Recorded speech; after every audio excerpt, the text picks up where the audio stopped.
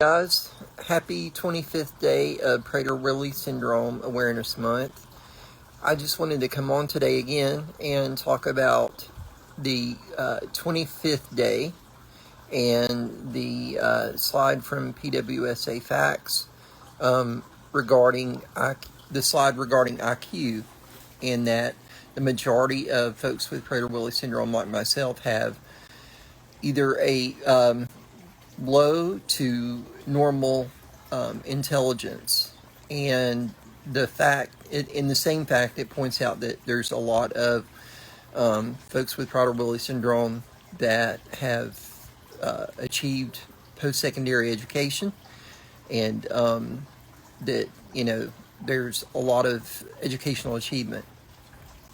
I myself have a degree in music from Western Carolina University. And I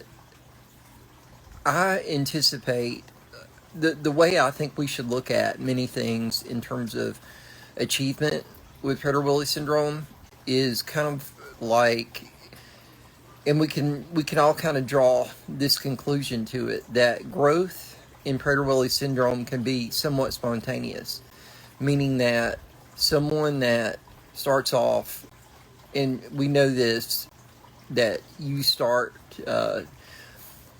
off with failure to thrive, failure to eat, and then all of a sudden that changes, and then it becomes a likelihood to overeat.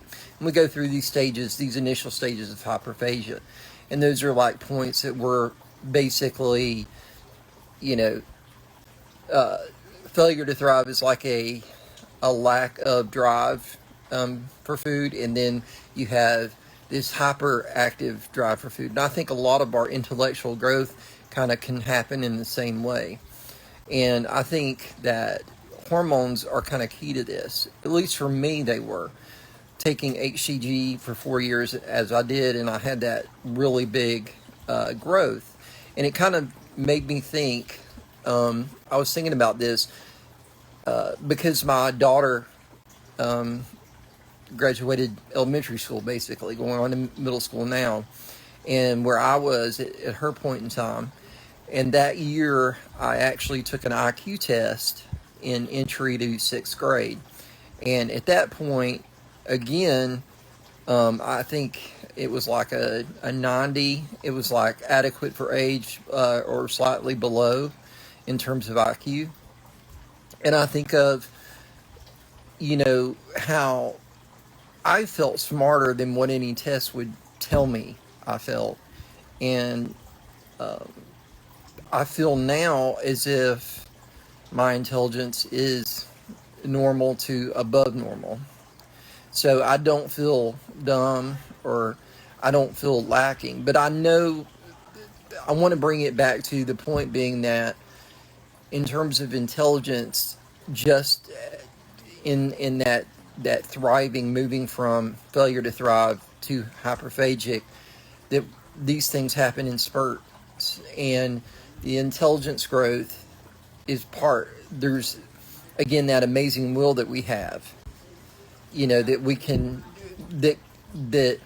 we can use our desire and refasten that to other areas. And you can say that we have this propensity to be obsessive, but we can also take that obsessive energy and drive it to other places. And I think intelligence growth is one of those places, one of those things. And going back to treating hyperphagia, if we can take that, again, that energy from hyperphagia and redirect that to intellectual growth, again, things can happen. And obviously things do happen, because there's degree holders out there like myself that have pushed themselves through academically. Again, it's hard. It was hard for me. It was a battle, and I'll go into that further later down the road. But I just want to state that IQ can be spontaneous, willful. It can be driven by the spirit of the individual, and it can be redirected. It can be that new obsessive force, and that your intelligence can grow based upon your will to learn. So those are my thoughts for the 25th day of Prader Willi Syndrome Awareness Month. I'll talk to you. Hey guys, wanted to come on and talk a little bit about yesterday's subject. I didn't make a video yesterday, but I wanted to make one today. I'm at my parents' house in Leland, North Carolina, and yesterday it was talking about the first stages of hyperphagia and how that can start. For me, hyperphagia started really soon. After I started eating, by a year old, I was 40 pounds, and by 3 years old, I was 75 pounds. So I gained weight pretty quickly, and I want to talk about the challenges that parents go through.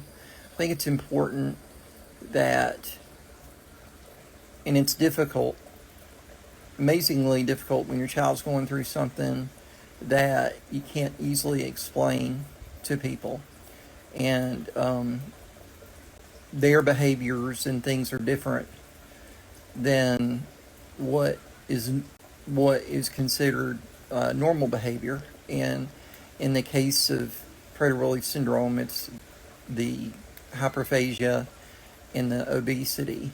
And the thing about this stage of hyperphagia, and it's, your child's going to feel this, and I definitely felt this, is that it's a betrayal of your body, and that you feel as if you want to be a different person than who you are, because you're driven by this hunger, and that the weight, you can try to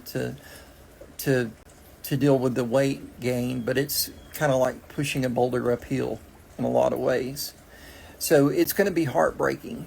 And at the same time, I think I always looked at things like, I'd always planned that, well, this year I'm going to, finally get my weight off and finally do this. And, running timetables in my head and working on diets. And, it was just really kind of heartbreaking to deal with that.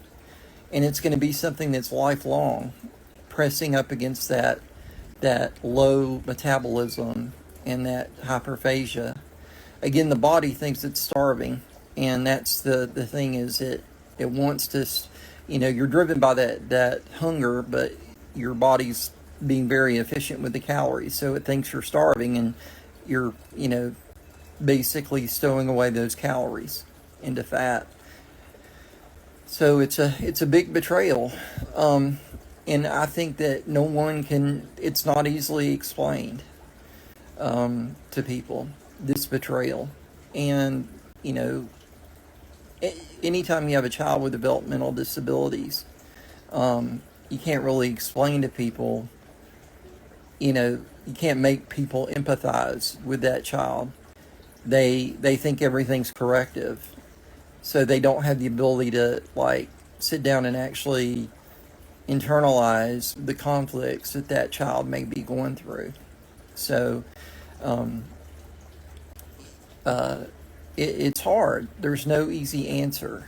You just have to let your child know, more than anything, that you're their ally in this battle, and that you're not, it's not necessarily about discipline, because it's going to be a battle for their entire life.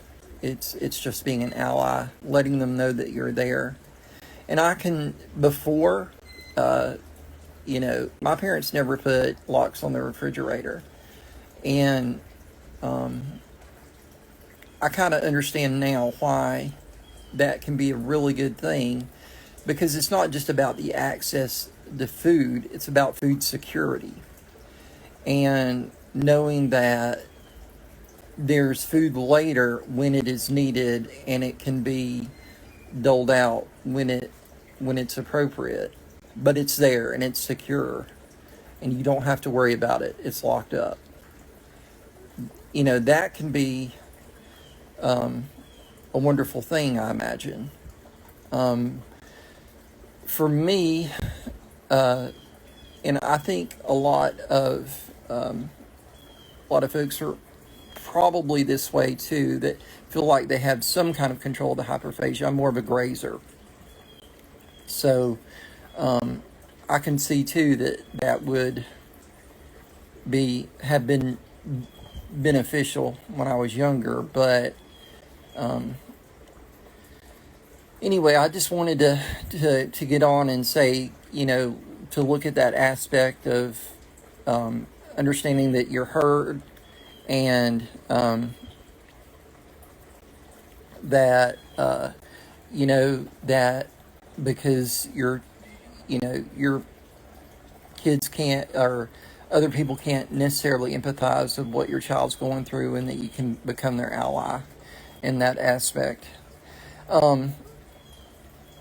And I think that in terms of locking up the food, maybe, yeah, that would have definitely helped with the anxiety for me. I don't know. It's hard to say at this point, but I can definitely see now that locking up the cabinets and the refrigerator, in terms of food security, can be a good thing. And food security, even with a child without hyperphagia, I'm sure happens. And I think when we went through our foster adoption course class for my daughter, understanding, we didn't know that the child that we were going to be adopting, but understanding that the child that we may adopt might have a food security issue, and that they would hoard food and put food in places and things like that. So I know that occurs, and I, just kind of applying that knowledge to hyperphagia, it just makes me think that too. It's not about not having access to food. It's about being secure to know that food's there when it needs to be. So I think that can be a good thing. And I don't know in my specific situation. I'm sure, I think there might have been some aspects to it that would help, yes. But it's kind of hard at this point in my life to go back and say, would that have made all or any difference in my hyperphagia? But I do know that, it is a betrayal, and I do feel like, being your child's ally in this, and, with any neurodivergent disorder is a great thing. And I think it's my own experience as a parent that I want to be, more my daughter's ally.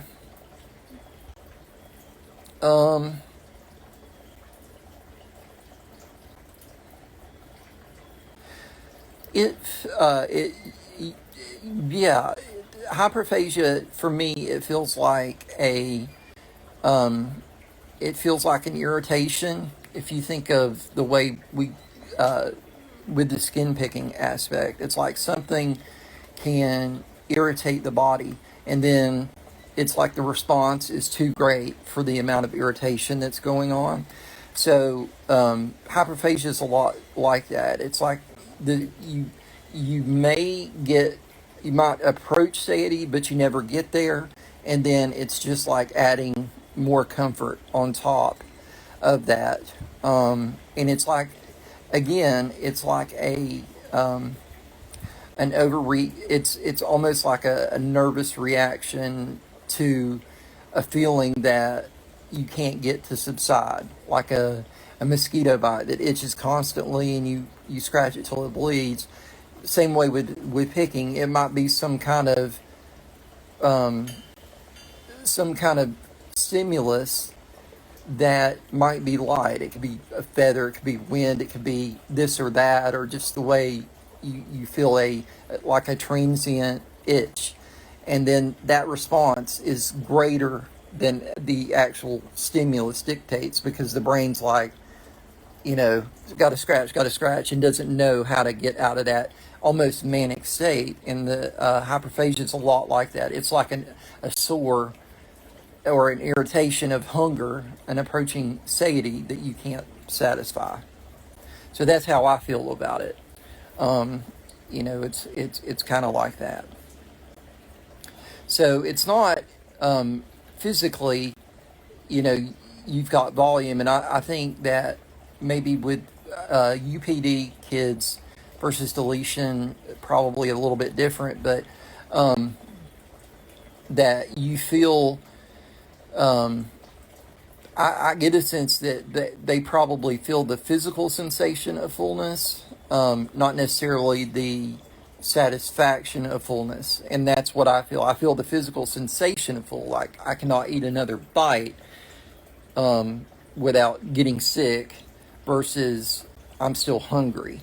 So it's almost like divorce of that. So, again, complex. But yeah, I can feel the physical sensation of I cannot eat another bite without, either gastric rumination or just getting sick, even though I still may be hungry, or still may be convinced that I'm hungry, because again, it's that manic response to hunger that you have. So anyway, thank you so much, Paul Walker, for asking these questions, and feel free if you think of anything, and I jump online, or even in the comment of this post, you're welcome to ask me any other questions. Anybody out there that wants to ask me anything about it, I'm an open book. So I love you all, and again, I didn't make a video yesterday. I am going to make another video today, so I hope you have a great Memorial Day if you're in the U.S., and a great Monday or Tuesday, wherever you be, and I'll be speaking to you again later today. So.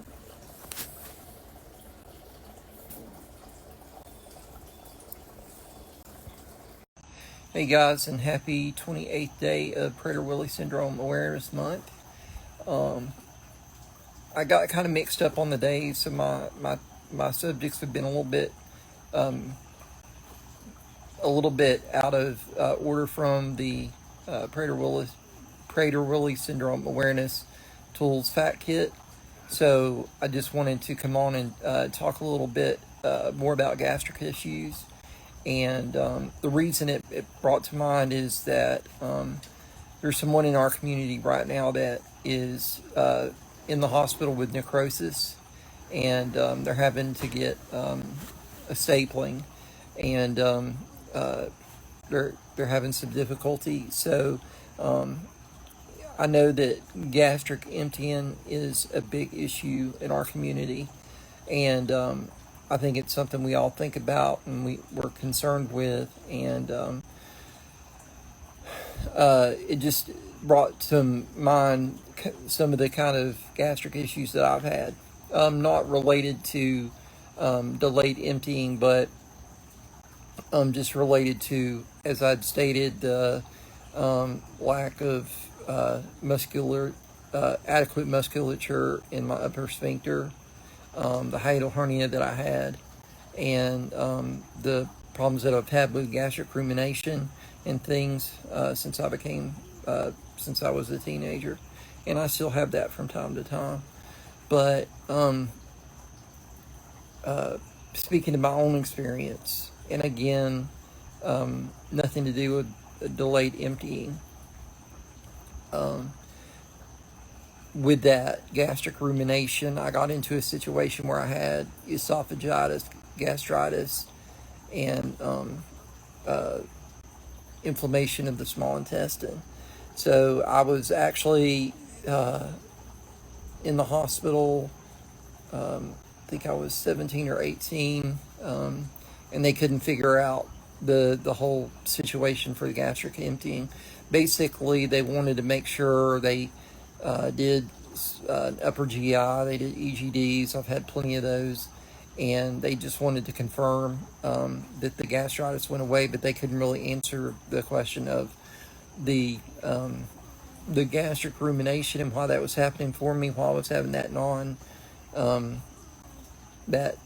kind of gastric rumination's like, it's like vomiting a little bit, but without the pepsin or any kind of nauseic reaction. So it's just like, because again with my upper sphincter, there's not a tamping, so to speak, of food sometimes. So I'll just ruminate, kind of like an infant will ruminate, or they'll, that will happen. Don't want to get too gross about it, but anyway, I got into a situation when that first started happening where it would happen over and over and over again. I couldn't stop it, and then I got the inflammation.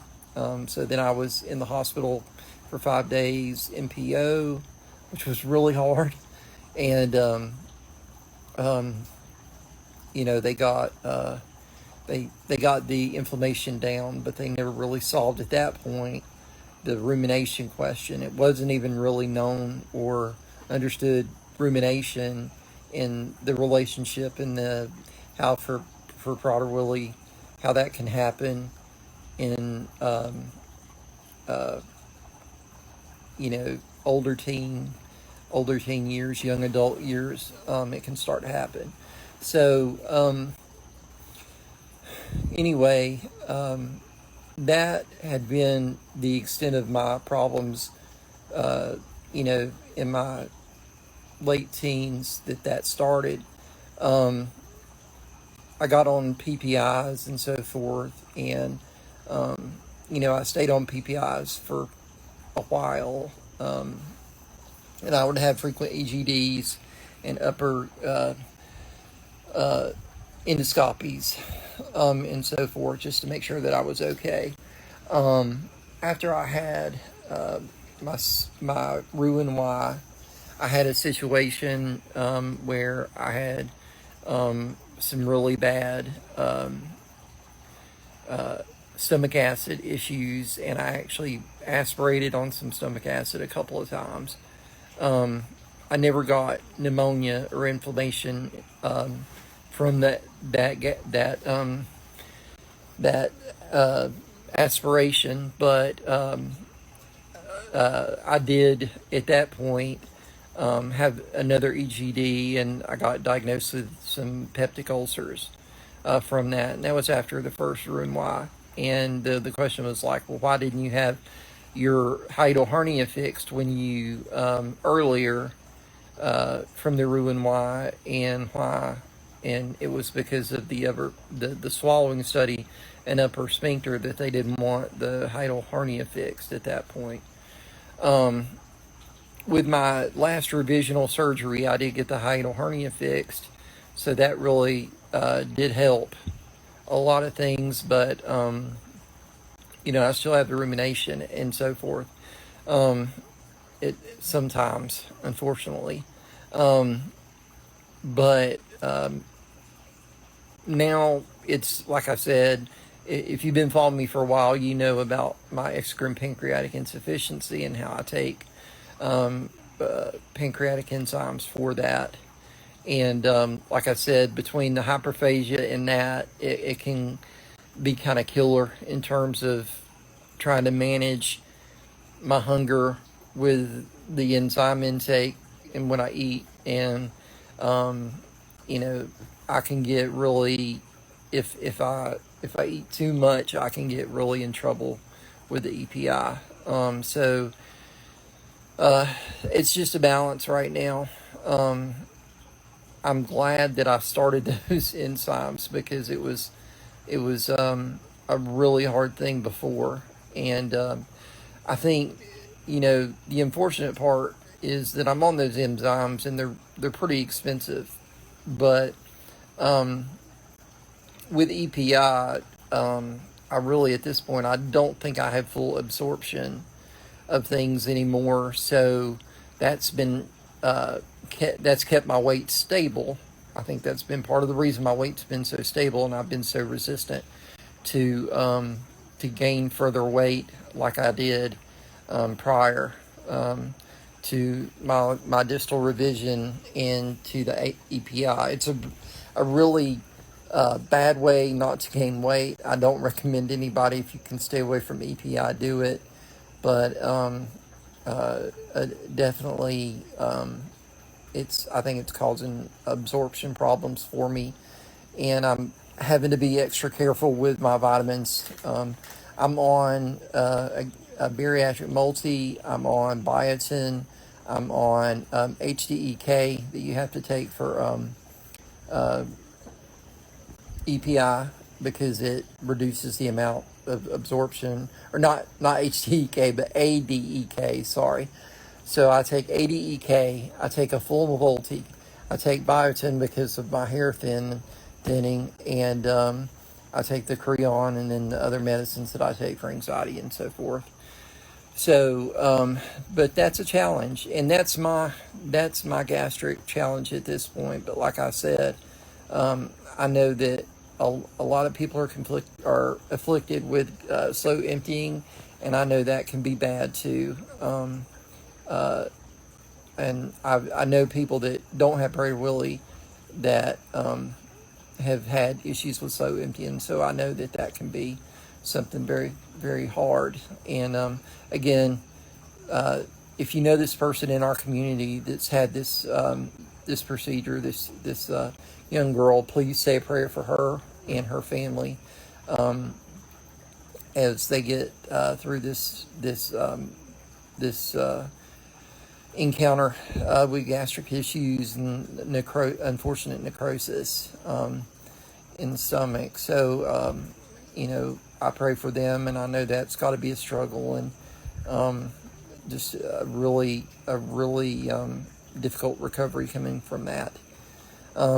But yeah, at this point, I'm gonna just keep it simple, and thank you for watching. And again, I'll be talking to you soon. Tomorrow, I'll kind of get back on track with Prader Willi Syndrome Awareness Month topics, just to talk about it. And I appreciate everyone that's reached out to me, asked questions, and again, I hope you and your family are having a wonderful week so far, that you had a great holiday, and I love you all. Bye-bye. Guys, sorry I didn't make a video yesterday. My wife and mom, we got kind of wrapped up into this Netflix show called The King's Affection. We've been watching it, and I think we're going to finish it before we leave to go back to Florida. But I wanted to come on today and talk about what I was going to talk about yesterday, which is impulse control, and just the issues that I've had with that. I've had minor issues with it, and I just want to talk a little bit about that. Hello to everyone that's joining the live. It's good to see you. And oh wow, a mother of a 4-year-old superstar. Awesome.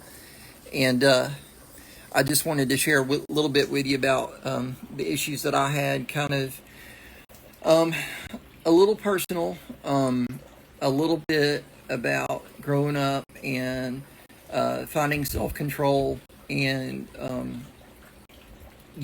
I think it's funny because we were talking about it. My mom was just kind of regaling me with the history of me growing up, as things that I did that probably weren't necessarily socially good, but I would steal cigarettes and things like that when I was very young. But anyway, impulse control for food. I did have one situation. I had, I don't know who deals with mental illness in their family, but I had an aunt that had borderline social disorder, and she would like to kind of set people up sometimes. And my aunt went and bought a fresh dozen of Krispy Kreme donuts, and then she looked at me dead in the face, and she's like, "Okay, I'm putting these up here. Do not eat any of them until you talk to your mother, but these are fresh." And I just bought them. And almost as if she was daring me to do it. And here I'm a kid with Prader Willi syndrome on calorie restriction, and there's a dozen donuts just sitting there fresh, and almost as if I was being taunted. So, of course, I got into them, and then I ended up lying about it to my mom, and then my mom ended up punishing me, and, we kind of play it back in our mind, but it was just that,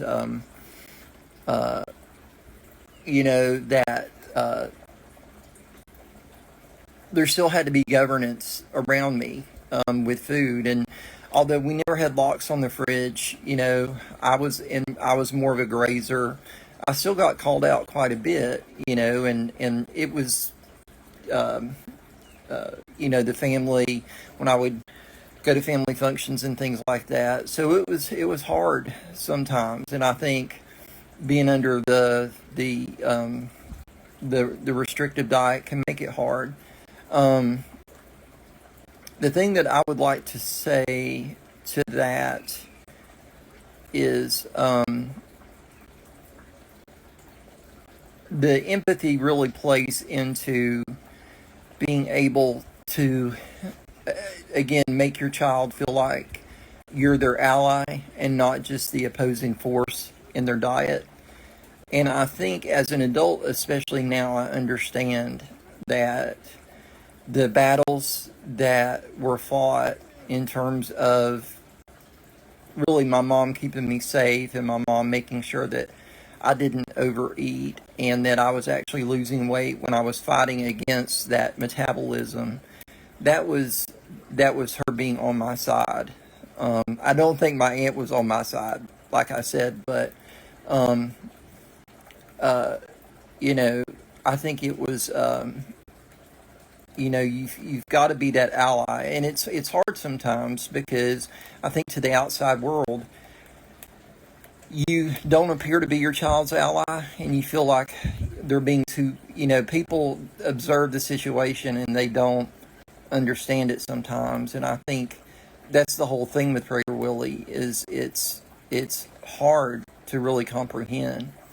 I think as, time has gone on and people become more cognizant of things, of different disorders and neurodivergency and things like that, they might understand a bit more. But it's really about, the child understanding that the parent is the ally and not just the opposing force in trying to mitigate their diet. And, okay, impulse control too. I wanted to get back to that. I'm kind of bringing myself back to this.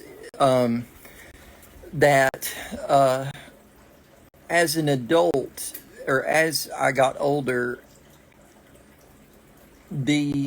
I think that someone with Prader Willi, I think we're not thin-skinned per se, and I don't think we're thin-skinned. I think we have tolerances of things that we can take, and I guess this is kind of going over into mood swings.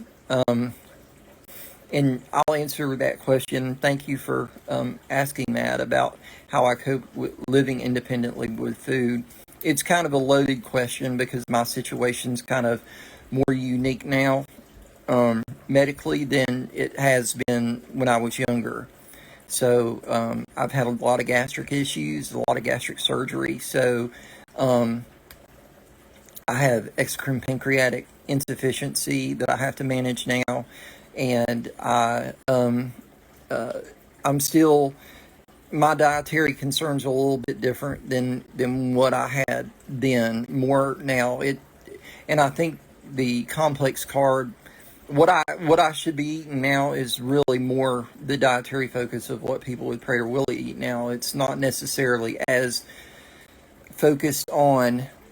Well, it's still calorie restriction, but it's also the content restriction and the idea of more complex carbohydrates and proteins are the same things that I should be eating with EPI. So that's what I'm managing now. But I have had Roux-en-Y, and I did have a distal revision of that, and now I've got EPI, and I do have no upper sphincter muscularity in my throat. So I've had gastric issues for a long time. So anyway, getting back to impulse control, and thank you for your question. If any other questions come up, I'd be happy to ask or answer the question.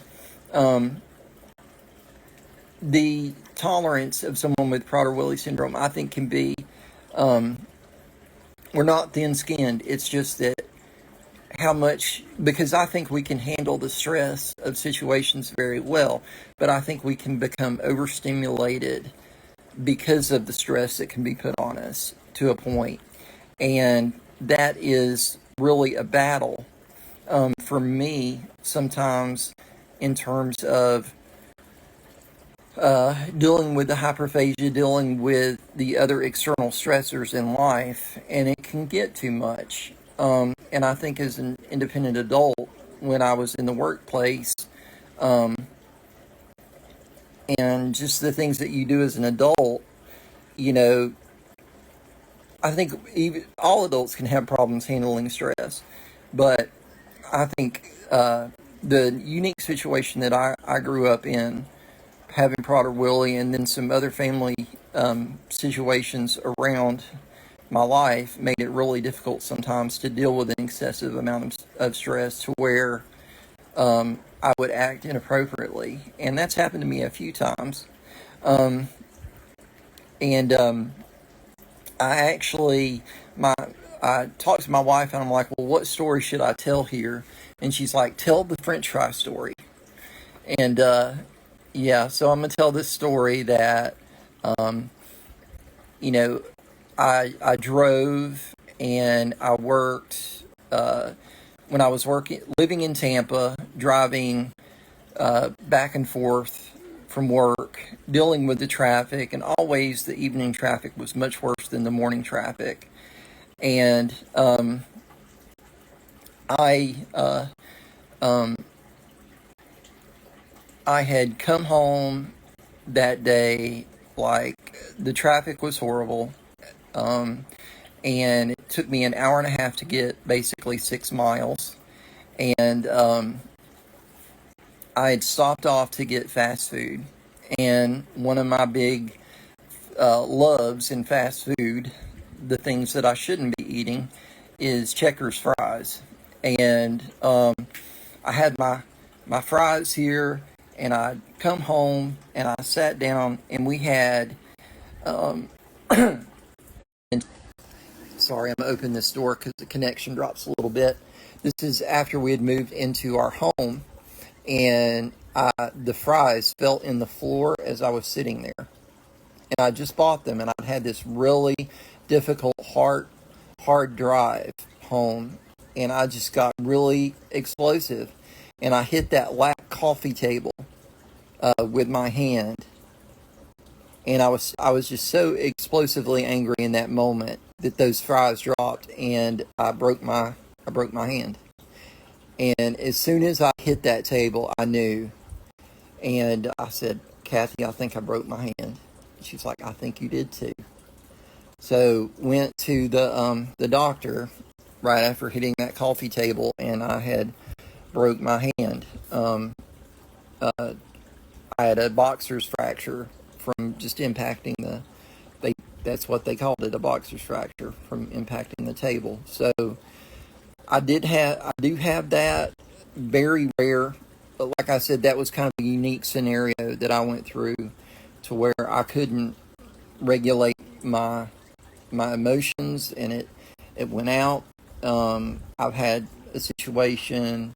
The only other situation I can recall really doing that was I was again working, and me and Kathy, I was working from home, and me and Kathy were we had plans. I think we were going to a movie, if I recall correctly. So we were on a timetable, and then about 20 minutes before I was about to go, my boss called me and said, I know you're working, but you have to stay because we don't have enough counselors, because I was a credit counselor at the time, to answer calls, and we need you or you're going to have to stay.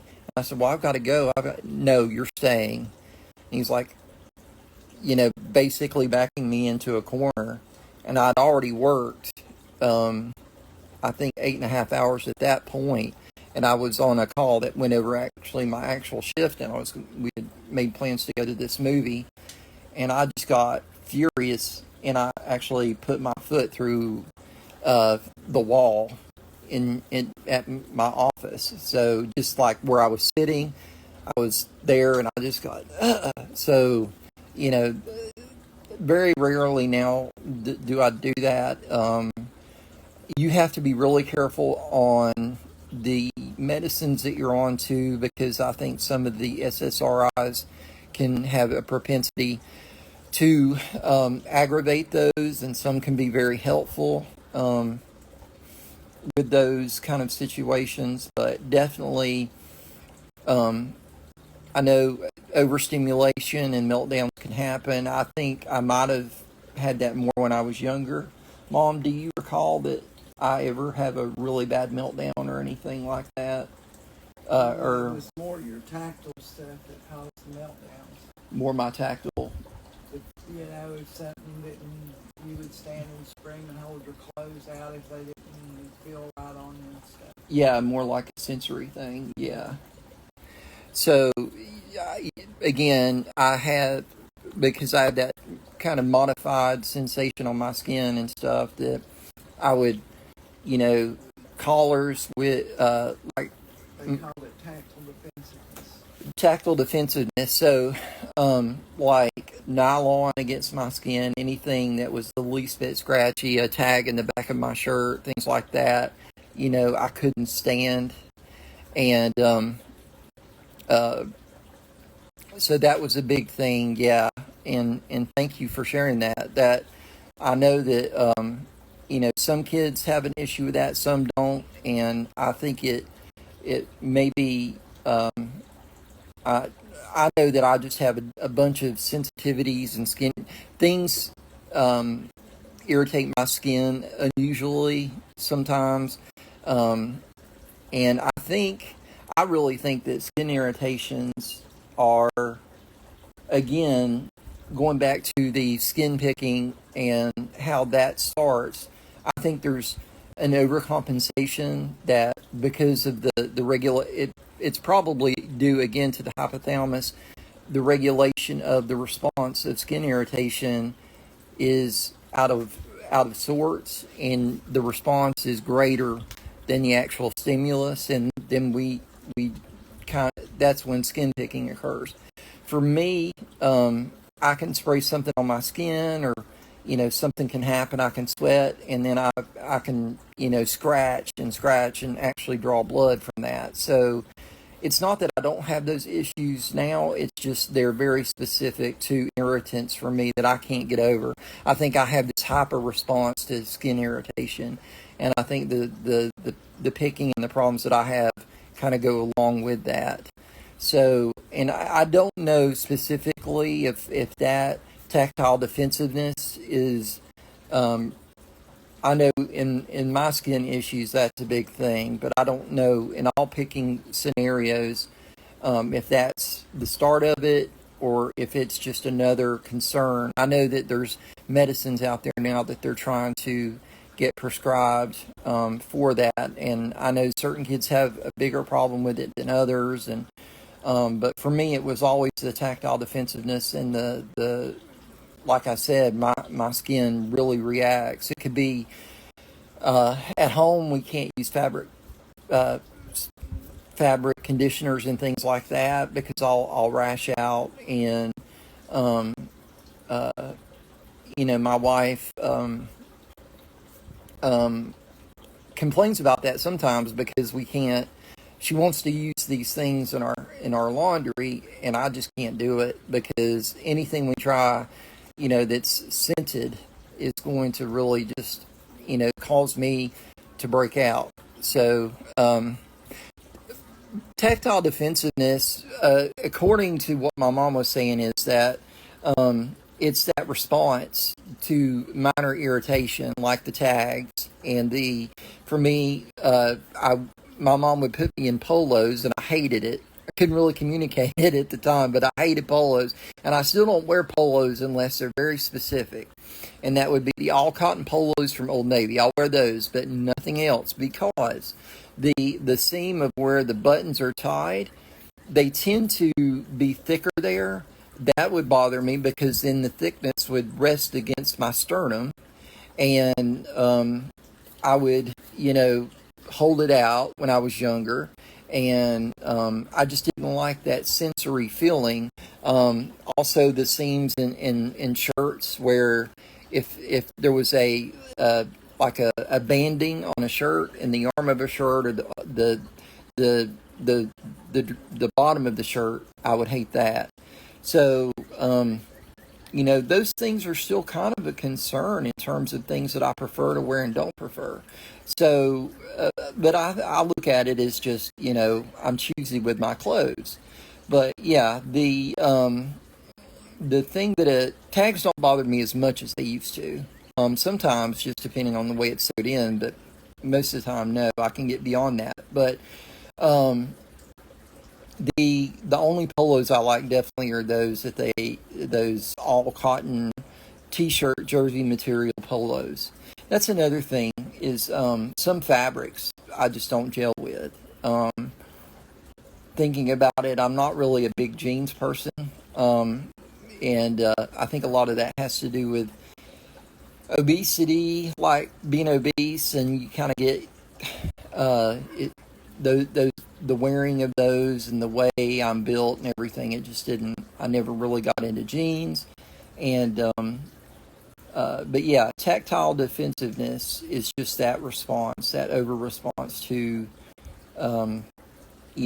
different textures and fabrics and things like that. But on top of the tactile defensiveness, like I said, my skin can be really sensitive to different things, and I actually had an issue where I took out of the house one day. I think it was actually the day that I went to Disney and did the live stream from on the 15th, the 15th of May. When I walked around the parks, I had sprayed some cologne just kind of across the mid of my shirt, just knowing that I might come into proximity to other people, and I didn't want to, I wanted to smell better. So anyway, I had, when I got home, I did have a rash that went, all across my midsection, and then I scratched it, and it got pretty bad. But anyway, impulse, just getting back to impulse control and the explosive issues that I've had. A lot of that, again, like I said, it's like we can only take so much stimulus, or I think we're pretty hardy in general in terms of taking stress, but I think that there is a point where it's just not going to work, and that's when we get that kind of meltdown scenario. And for me, it's very rare, but it does happen. And, that has been, I would never hurt anyone in that episode, but I just become almost self-abusive, just wanting to hit things or whatever. And I instantly regret it when those things happen. And, I do the best that I can do. I think we're all trying to hold it together. And I think as time goes on, as your kids get older, they're going to be able to handle those stresses better. And a lot of their success in life is going to become that coping.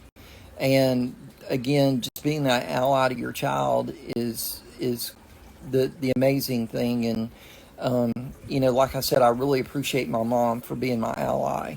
And, you're going to know the allies from the people that, just don't understand. And, like I said, I don't think my aunt really understood fully. And, for her, it was always a social experiment to see what I would do sometimes, but, because of just not understanding the disorder. And,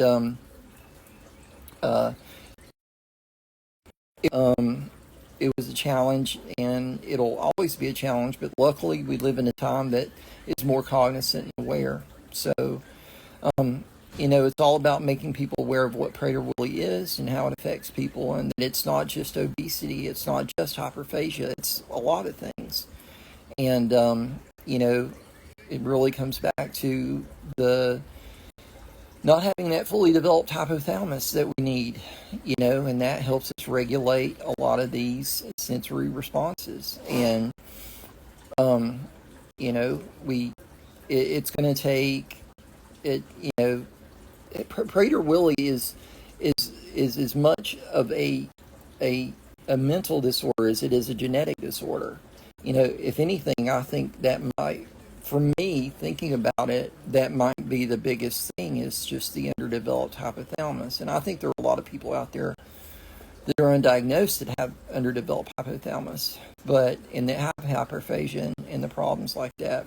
But it's not one simple thing. It's not just obesity. It's not just hyperphagia. It's the whole person, in that being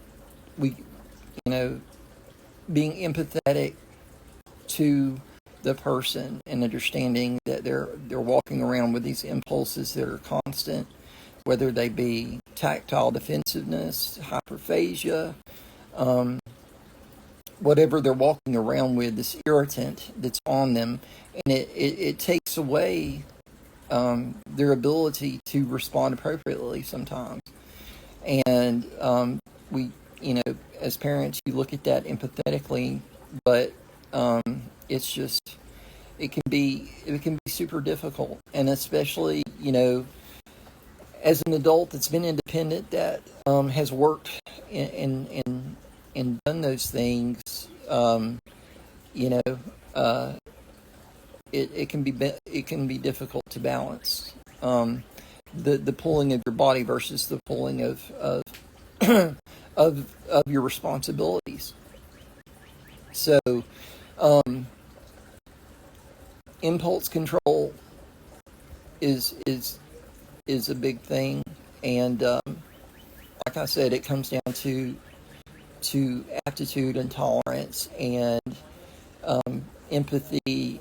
And sometimes that empathy is putting locks on the refrigerator. Sometimes it's not going places to do things. Sometimes it's making sure that when a person that doesn't have hyperphagic issues, when they're done with their food and they're eating at your home, that they put their food away instead of leaving it. Things like that. So anyway, that's really what I wanted to talk about. And again, I hope that I'm helpful. I hope that I don't discourage anyone. Everyone with our disorder, their situation is unique. I will share as much about my situation as you ask for, and probably some that you didn't. But I just wanted to come on and talk a little bit today about that. I love you all, and I hope you're having a wonderful week and a great Prader Willi Syndrome Awareness Month. And again, I apologize for not coming on yesterday, but like I said, we got wrapped up into the King's Affection on Netflix, so we've been binging that. But I love you all, and I hope you have a great week. All right, guys, here we are, the 31st day of Prader Willi Syndrome Awareness Month, and today I just want to say thank you to everyone, and to all the inspiration and all the fighting and all the fundraising and every little inspirational post that has went up this month, from everyone. The billboard in Times Square, the stories of the association going to Washington and advocating for us, to all the really kind and nice posts that went up, and just all the advocation and awareness, for awareness that we've seen. I know that everyone my age, younger, and older, that sees all this go up. It's just really humbling and thought-provoking and just exciting. I love that. I love the visibility that Prader Willi is getting now, and I think of how much that's going to mean to the kids growing up that are newly diagnosed with Prader Willi. Little Ramsey and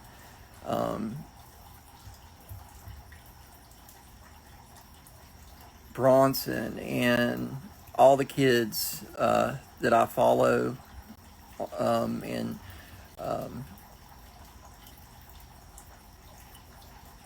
just that having this voice out there, just exclaiming to the world what Prader Willi syndrome is. It means a lot. And the kids that can't speak for that, it means a lot too. I think about, in terms of my personal life and speech development, I had delay development, but after taking HCG, my speech took off. My understanding and my comprehension just exploded from that. Really, that if you look at videos of me prior to those treatments, my speech was very monotone and slow, and it just really developed. You could see if you saw a video of me in 4th grade compared to 5th grade, it was just, leagues better in development of speech. I always spoke and was clear, but just the expressiveness, inflection, and things like that really started picking up then for me. And I went through therapies when I was younger, and a lot of it was more occupational therapy. There wasn't the ready availability of kind of integrative therapies with OT, speech, and physical as there are now. OT was really the thing that you wanted to make sure that that kids got when I was younger. So I had OT in school, and I think I had some OT when I was OT and physical therapy when I was younger. Didn't I have OT and physical therapy when I was younger? Mm-hmm. Yeah, but I remember getting OT in school. So did I ever have speech therapy? I don't think it was really. It wasn't necessary. It wasn't. Yeah, wasn't really necessary. So, but I do remember that, when I was getting those hormones, how it kind of picked up for me, in terms of expressive language. But anyway, that was a little of my journey. But more of this video is just saying that I really appreciate everyone, and I appreciate the folks that followed the videos and that have asked questions, and followed me during Fast to 15 when I did the live stream, and just, that was all great. And again, I'll do more live streams through the year, and I'll if you have any questions, or just any of the video posts that I go up, that I didn't put any change in the pocket. Rattling in there. I don't know what it did. Oh, see, my stepfather just wanted to know what's going on, because I did some laundry. But anyway, I just want to say thank you, and I'll be posting up some more videos, and for sure. And again, a lot of this will be reposted on my YouTube channel, and I'll be talking about things as they come along. So if you have any questions on any of the posts, just don't hesitate to ask a question, and I'll definitely address it. And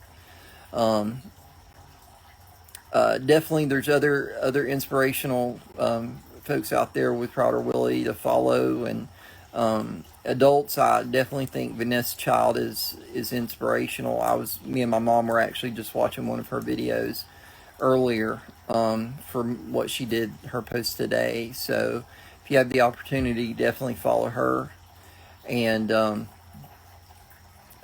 there's a few folks out there that just will post, on Facebook and stuff to follow. Derek Montecalvo, I think is his name. He posts quite a bit, and he's very expressive and about his situation with Prader Willi syndrome. And so there's quite a few out there. But definitely Vanessa, give her a follow. I think she posts on Instagram as well. And Ramsey's PWS Adventures, and Ashley's a good person to follow. She actually reached out to me first about the association meetings, and just telling me a little bit of Ramsey's story. And I just really appreciate everyone. And I've spoken to a lot of people from Brazil and Argentina, and that their kids have Prader Willi. And definitely, again, if you have any questions, don't hesitate to ask me. So I hope you all have a great last day of Prader Willi Syndrome Awareness Month, and I'll be talking to you again soon. Bye-bye.